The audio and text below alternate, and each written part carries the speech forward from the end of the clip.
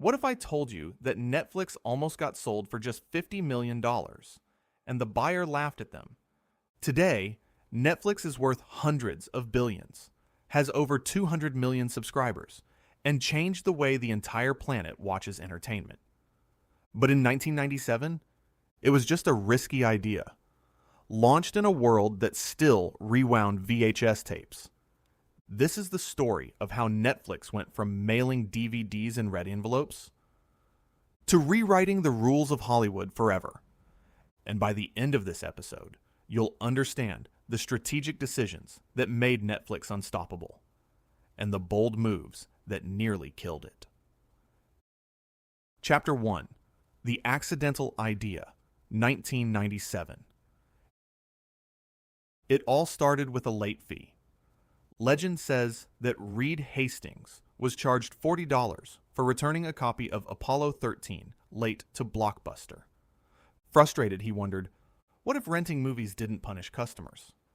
Whether that exact story is 100% true or not, one thing is certain. Hastings and co-founder Mark Randolph saw an opportunity. In 1997, DVDs were brand new. Smaller than VHS, easy to ship, durable. So they tested an idea: mail a DVD in a simple envelope and see if it survives the postal system. It did. And just like that, Netflix was born. Chapter 2: The Subscription Revolution. At first, Netflix worked like an online DVD store. You ordered a movie, they shipped it. You returned it. But in 1999, they introduced something revolutionary: unlimited rentals, no late fees, one monthly subscription. This wasn't just convenient, it was a psychological masterstroke.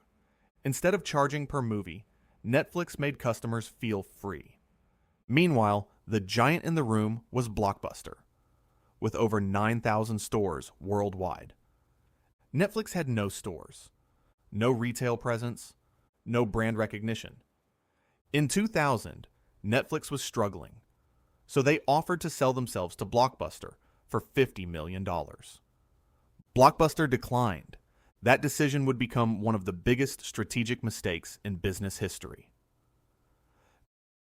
Chapter 3: The Algorithm That Changed Everything. Here's where Netflix made a move that most people underestimate. They didn't just rent movies. They built a recommendation engine. Called Cinematch, Netflix's algorithm analyzed what you watched, what you rated, what similar users enjoyed. Instead of browsing shelves, Netflix curated your experience. This turned data into power.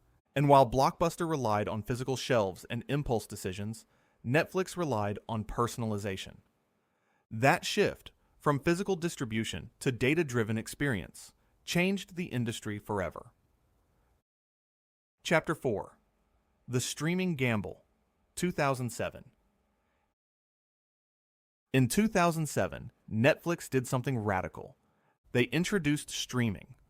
At the time, internet speeds were slow. Content libraries were limited. DVDs were still profitable. Most companies would protect their cash cow.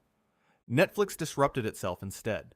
They launched Watch Now, allowing subscribers to stream movies instantly. This was risky. Streaming required massive server infrastructure, complex licensing deals, huge upfront investment.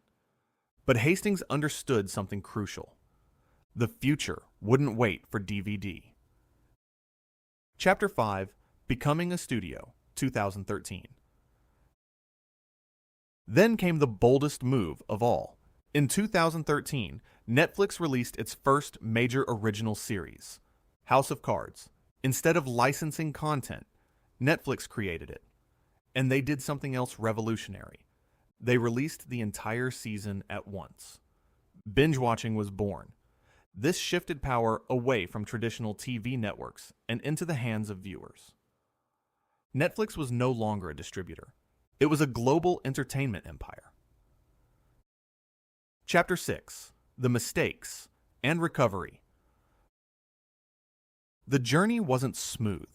In 2011, Netflix tried to split DVD and streaming into two separate services. The DVD service would be called Quickster. Customers hated it.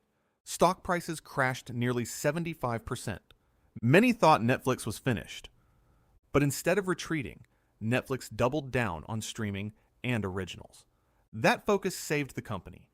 Meanwhile, Blockbuster filed for bankruptcy in 2010. The student had outlived the master. Chapter 7: Global Expansion.